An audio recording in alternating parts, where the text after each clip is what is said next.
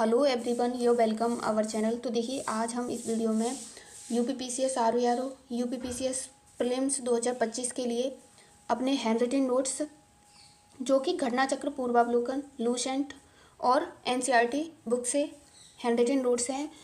और देखिएगा जो हमारे पास अभी टाइम है इसमें आप खुद को एक टाइम जोन में रखते हुए डेली टारगेट सेट करिए और जितना भी आपको टेलीग्राम ग्रुप पे और यहाँ यूट्यूब पे जितना भी कराया जा रहा है आप भी एक बेसिक आइडिया लेके ऐसे हैंड रिटन नोट्स अपने प्रिपेयर कर सकते हो। क्योंकि अब बुक्स को आप कितनी भी बार पढ़ लो लेकिन हर बार आप उसी ही टॉपिक को पढ़ोगे, पीवाईक्यूज को देखोगे तो नया लगेगा और यही काम आप अपने नोट्स बना के करोगे तो चीज़ें अच्छे से कवर अप हो जाएंगी और समझ भी आएगा।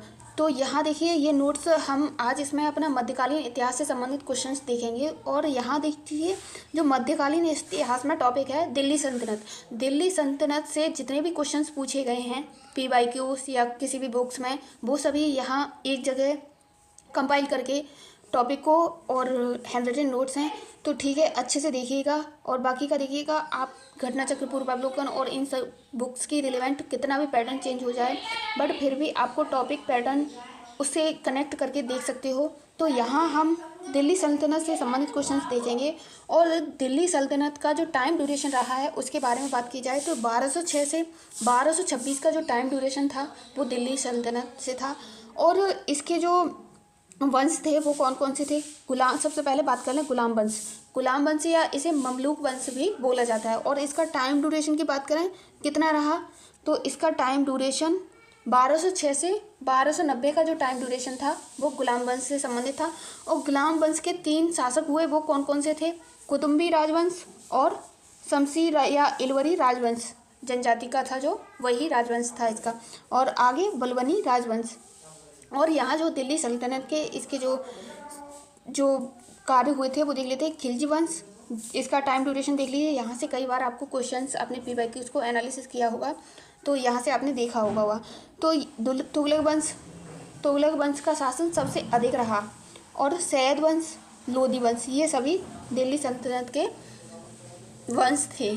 और यहाँ देखिए जो इम्पोर्टेंट है हमारे लिए कुतुबुद्दीन ऐबक से संबंधित जितने भी fact based questions PYQs exam में बने हैं, कुतुबुद्दीन ऐबक से अब तक क्या क्या पूछा गया है वो सभी क्वेश्चंस हम यहाँ एक जगह देख लेंगे। तो राजधानी की बात करें तो लाहौर थी और इसे कुतुबुद्दीन ऐबक को लाहौर में ही दफनाया गया था। और आगे बात करें उपाधि किस किसकी दी गई थी इसे, तो कुरान खां और लाख बख्श की उपाधि इसे दी गई थी। और आगे नेक्स्ट देखें तो निर्माण की बात करें तो इसने किन किन इमारतों का निर्माण कराया था कुतुबुद्दीन ऐबक ने, वो देखें यहाँ। तो ये कुतुब मीनार का निर्माण करवाया इसने और कुव्वत उल इस्लाम मस्जिद का इसने निर्माण करवाया। और अढ़ाई दिन का जो झोपड़ा ये मस्जिद थी इसका भी निर्माण करवाया। और आगे इसका देख लें तो ये सेनापति बख्तियार खिलजी कुतुबुद्दीन ऐबक के शासनकाल में था। अगर पूछ लिया जाए बख्तियार खिलजी किसके शासनकाल में सेनापति था तो ये बख्तियार खिलजी के शासन में सेनापति था। तो देखिएगा आप अच्छे से एनालिसिस करते हुए ठीक है चीज़ों को समझिए। बाकी का देखिएगा यहाँ हो सकता है कि अभी थोड़ा सही से ना क्लियरिटी से समझा पा रहे हो बट आपको नोट्स एक बेसिक वे में अच्छे से समझ आ रहे होंगे। तो यहाँ अब आगे नेक्स्ट क्वेश्चंस देखते हैं। तो यहाँ देखिए इल्तुतमिश के बारे में बात की जाए, इसका टाइम ड्यूरेशन क्या रहा है तो जो 1211 से 1236 का जो टाइम ड्यूरेशन था वो इल्तुतमिश से संबंधित था। और इल्तुतमिश से संबंधित जितने भी फैक्ट बेस्ड क्वेश्चंस हैं वो भी यहाँ देख लेते हैं। तो वास्तविक संस्थापक किसे बोला जाता है खिलजी वंश का, तो ये इलवरी जनजाति का था और इल्तुतमिश को ही बोला जाता है। और इसकी इल्तुतमिश की राजधानी की बात करें ये कहाँ थी तो ये राजधानी को लाहौर से दिल्ली लाया।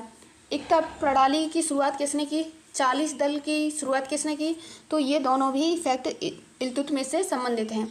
अरबी सिक्का किसने जारी किया, और ये अरबी सिक्का इल्तुतमिश ने जारी किया। और वो सिक्का किस किस धातु का बना हुआ था यहाँ पे बात कर ली जाए तो ये चांदी का था। चांदी के सिक्के को टका बोला जाता था। वहीं बात की जाए तावा का जो था उसे जीतल बोला जाता था। यहाँ बगदाद का एक खलीफा से वैधानिक स्वीकृति ली गई थी, उसके बारे में भी इल्तुतमिश से ही संबंधित रहा है। आगे नेक्स्ट देख लेते हैं। तो देखिए यहाँ जो बलबन था 1286 से 1266 से 1286 का जो टाइम ड्यूरेशन रहा वो बलबन से संबंधित था। और बलबन ने किन किन क्षेत्रों में काम किया और किस किस की उपाधि धारण की, वो सभी क्वेश्चन देखते हैं। तो इल्वरी तुर्क उलूग खां की उपाधि धारण की थी बलबन ने। और अर्ज दीवाने अर्ज एक सैन्य विभाग था जिसकी स्थापना बलबन ने ही की। और दीवाने विजारत की स्थापना भी बलबन ने ही की थी। और यहाँ बात की जाए लोहा व रक्त की नीति किसे दी गई थी, तो ये शुरू की थी बलबन ने ही शुरू की थी। वहीं चहलगामी का अंत किसने किया था, इसकी बात की जाए तो चहलगामी का बलबन ने ही किया था। राजत्व का सिद्धांत किससे संबंधित रहा है, तो ये भी फैक्ट बलबन से ही संबंधित रहा है। जिले अल्लाह की बात करें तो ये भी बलबन से संबंधित था और राजत्व था इसका। और यहाँ आगे नेक्स्ट देख लेते हैं। तो देखिए यहाँ जो अलाउद्दीन खिलजी से संबंधित जितने भी फैक्ट बेस्ड क्वेश्चन हैं वो देख लेंगे। तो देखिए सिकंदर सानी की उपाधि किसे दी गई थी, तो ये अलाउद्दीन खिलजी को दी गई थी। अलाई दरवाज़ा, सीरी का किला और हजार खम्मा, इसका निर्माण किसने करवाया, तो ये अलाउद्दीन खिलजी ने अपने समय में करवाया। और बाजार नियंत्रण का हेतु जो उपाय शुरू किए थे वो किसने किए, वो भी अलाउद्दीन खिलजी ने किए। और ये कौन कौन से थे, इन्हें क्या बोला जाता था, वो भी देख लेते हैं। तो देखिए जो दीवान रियासत कहा गया है वो किसे कहा गया, बाजार संचालक था जिसे दीवान रियासत कहा गया है।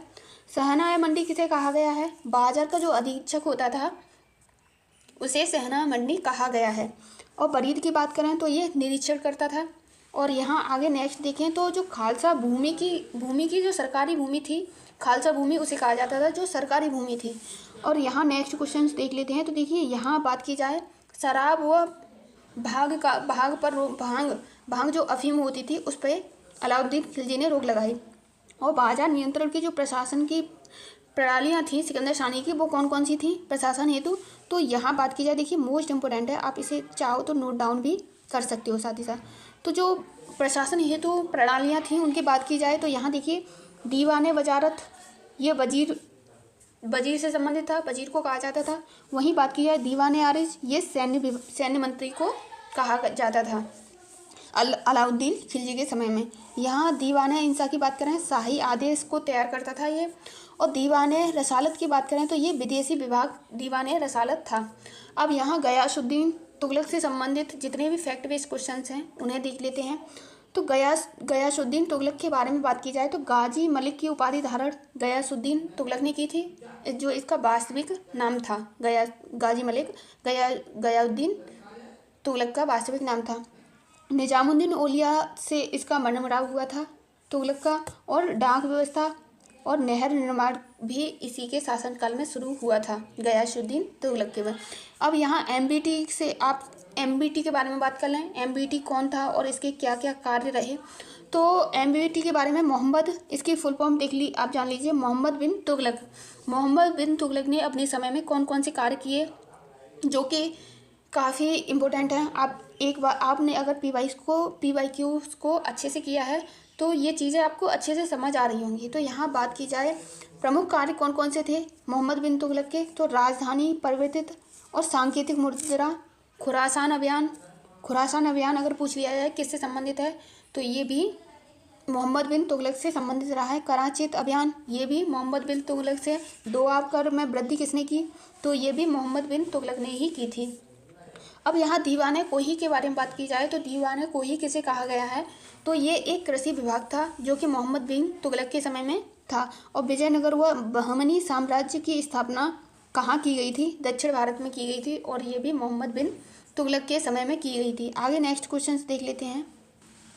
यहाँ कुछ कर दिए गए हैं जो कि उसी के समय के हैं जो इम्पोर्टेंट हैं। उस्र किसे कहा जाता है, खराज कर कौन सा होता है, जजिया कर कौन सा होता है, उन सभी को यहाँ देख लेते हैं। तो देखिए उस्र कर किसे कहा जाता है, बात की जाए उस्र कर के बारे में तो ये मुसलमानों से लिया जाने वाला भूमि कर था उस्र। और वहीं खराज की बात की जाए तो ये गैर मुसलमानों से लिया जाने वाला एक भूमि कर था। उस्र मुसलमानों से लिया जाता था जबकि खराज गैर मुस्लिमों से लिया जाता था। वहीं बात की जाए जजिया कर, ये कौन सा कर था, तो ये गैर मुस्लिम पर धार्मिक कर था। ये गैर मुस्लिम नॉन मुस्लिम थे उन पर एक धार्मिक कर लगाया जाता था। और यहाँ आगे बात की जाए मसाहत की, मसाहत क्या था, तो ये एक लगान निर्धारण का तरीका था और यहाँ बात की जाए हक ए सर्व क्या था, तो ये एक सिंचाई कर था। तो जितने भी दिल्ली सल्तनत से संबंधित मोस्ट इम्पोर्टेंट PYQs थे हमने यहाँ देख लिए हैं। अब जो आगे का नेक्स्ट टॉपिक रहेगा हमारी वीडियो का, तो वो रहेगा मुगल काल।